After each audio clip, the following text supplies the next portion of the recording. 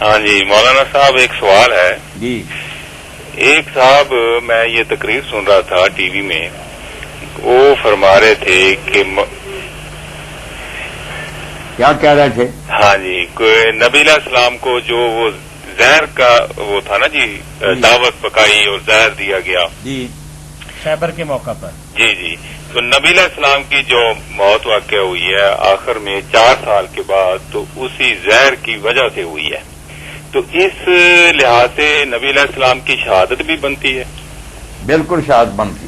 اچھا اسی لیے حضرت عبداللہ بن مسعود رضی اللہ عنہ یہ کہتے تھے کہ اگر کوئی شخص 9 مرتبہ یہ کہنا کہ رسول اللہ شہید ہوئے تو 1 مرتبہ یہ کہنے سے کہ آپ فوت ہوئے ہیں وہ بات زیادہ سچی ہے، 9 مرتبہ والی سچی ہے. اور یہی حوالہ دیتے تھے کہ رسول کریم علیہ السلام نے جو یہودیوں کے ہاں کھانا کھایا تھا اس میں جو 1-2 لقمے کھائے تھے زہر والے، ان کے بارے میں صحیح بخاری میں آتا نا، پھر خود حضور نے فرمایا کہ انہوں نے میری شاہ رگ کاٹ لی ہے، اس کا اثر بہت ظاہر ہوا تو پھر شہادت کہتے ہیں. اس لحاظ سے ایک باطنی شہادت بھی ہے کہ اعلان والی شہادت نہیں، سر کٹنے والی وہ تو مناسب ہی نہیں تھی. اللہ وہ بھی آپ کو دے دیتا مگر اس میں بہت نقصان ہوتا نا کہ آخری نبی بھی اگر لوگوں کے ہاتھوں سے مارا جاتا تو یہ بات ہو جاتی کہ اللہ تعالیٰ آخری جنگ بھی ہار گیا. اس لیے حضور پاک کی شہادت نہیں درستی، مگر اس طرح اللہ نے وہ ثواب آپ کو دے دیا کہ زہر دیا گیا اور آپ اس سے فوت ہوئے. یہ ٹھیک ہے بات نہیں عبد الروقہ جی. اس کا مطلب یہ ہوا مولانا صاحب جی کہ یہ جو اسلام کی تاریخ ہے یہ شہادتوں سے پر ہے، شہادتوں سے پورا. اس سے یہ بھی پتا چلتا کہ یہود نے جب حضور کے ساتھ نہیں اچھا سلوک کیا جی تو اب ان سے دوستی گانٹنے سے کوئی فائدہ ہو سکتا؟ نہیں کوئی 3 قبیلوں کے ساتھ آپ نے معاہدہ کیا مدینہ جا کر، تینوں بے ایمان، اور تینوں کو پھر سزائیں دینی پڑیں. بعد میں بھی سارے لوگوں کو اکٹھا کر کے یہی لائے جنگ خندق میں، اور حضور علیہ السلام کو زہر بھی دیا اور جادو بھی لبید بن عاصم یہودی نے حضور پر کیا. ان نامرادوں سے اگر کوئی توقع رکھتا کہ یہ کبھی ٹھیک ہوں گے تو آنکھیں بند ہے اس کی، اللہ کی کتاب سے وہ اندھا ہے.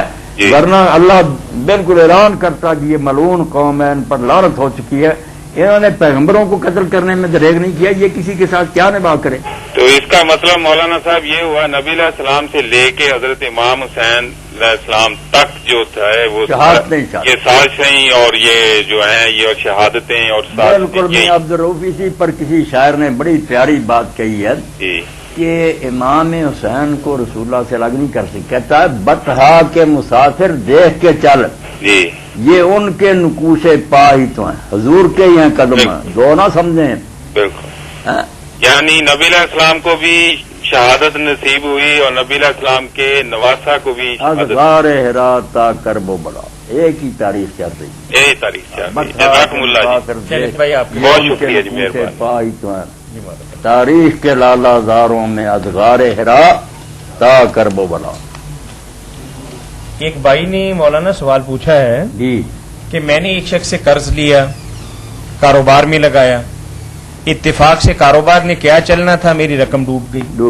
جو کچھ آپ کہہ رہے ہیں نا، پہلے وہ بات جو قرض والی اس کو کلیئر کر لیں کہ ایک معاملے میں 2 معاملے، یہ حرام کھانے کا طریقہ کہ میں کہوں کہ میں یہ چیز اتنے میں آپ کے ہاتھ بیچتا ہوں بشرطے کہ آپ فلاں چیز میرے ہاتھ اتنے میں بیچیں. السلام علیکم. یہ پریشر ہو جاتا نہیں.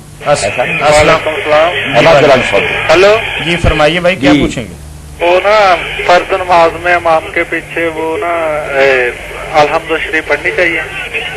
موقع ملے تو پڑھنی تو چاہیے، مگر جیسے کہتے ہیں نا کہ جو نہ پڑھے اس کی نماز نہیں، یہ بھی تشدد ہے. ایسی کوئی بات نہیں. جو نہیں پڑھتے ان کی نمازیں بھی درست ہیں، جو پڑھتے ہیں ان کے منہ میں پتھر نہیں پڑیں گے. جو زیادہ بہتر کریں وہ یہ کریں کہ اونچی نمازوں میں سن لیا کریں آرام سے اور آخر میں آمین کہہ لیا کریں، اور جو آہستہ نمازیں ان میں خود بھی پڑھ لیا کریں الحمد بھی اور 7 صورتیں بھی.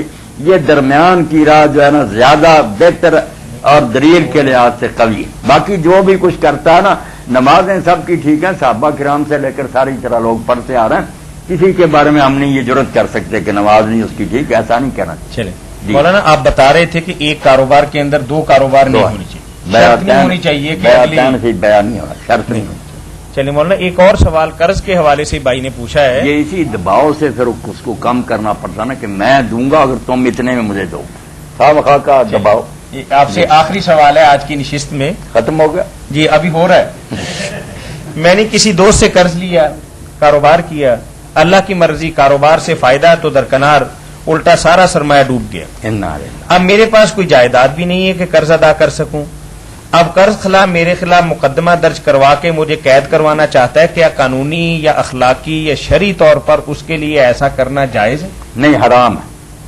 اللہ نے قرآن میں کہا کہ جس کے پاس نہیں اس کو مہلت دو، بلکہ یہ کہا وان تصدقوا خیر لکم، اگر بالکل ہی معاف کر دو تو بہتر بات تو یہ ہے۔ تو اس لیے اگر یہ آخری ہے تو پھر اس بارے میں ایک حدیث پاک بھی سننی چاہیے جو صحیح مسلم کے آخر میں آتی ہے کہ ایک صحابی کا قرض کسی نے دینا تھا، وہ مطالبہ کے لیے اس کے گھر جاتے، وہ چھپ جاتا اور گھر والوں سے کہہ دو ہے نہیں گھر میں، مگر ایک دن جب وہ گئے تو انہوں نے آواز سن لی۔ اب جب ایک آدمی گھر سے آیا، اس نے کہا وہ گھر نہیں، تو انہوں نے کہا نہیں آج یہ داؤ نہیں چلے گا، میں نے سن لیا ہے، تم گھر میں ہی ہو، تمہاری آواز سن لی۔ تو بیچارے آئے، گردن چکائی ہوگی، گردن جھکی ہوئی تھی شرم کی وجہ سے۔ انہوں نے کہا تو یار میں اتنی بار آیا، مجھے پریشان کرتا رہا۔ اس نے کہا اللہ کے بندے اگر میرے پاس ہوتا میں گھر جا کر تجھے واپس کرتا، تیرا شکریہ ادا، میرے پاس نہیں تھا جان چھڑانے کی۔ تو اٹھا پھر یہ صحابی جو تھے روئے اور انہوں نے کہا یار مجھ سے بڑا گناہ ہوا، میں کیوں ایک آدمی کو پریشان کر دوں۔ اسی وقت کہہ دیا کہ تم یہ حساب صاف کرو۔ تو ہونا تو یہ چاہیے، قید کیوں کراتے ہیں؟ عدالتیں بھی اندھی ہیں، وہ کیوں قید کرتی ہے؟ کوئی قید نہ کرے، نہ کرکی ہونی چاہیے، کرکی بھی غلط ہے کہ اس کا سب سامان کرک کر لو، کیوں بیچارہ پھر کہاں جائے؟ کوئی نہیں ہونا چاہیے، بلکہ چاہیے عدالت کو اگر ایسا معاملہ اور کوئی کم وقت بعد نہیں آتا مقدمہ کرتا، اسی وقت بیت المال کو لکھ دیں، زکوٰۃ کے بیت المال کو جج حکم دے کہ اتنی رقم اس کی طرف سے ادا کرو۔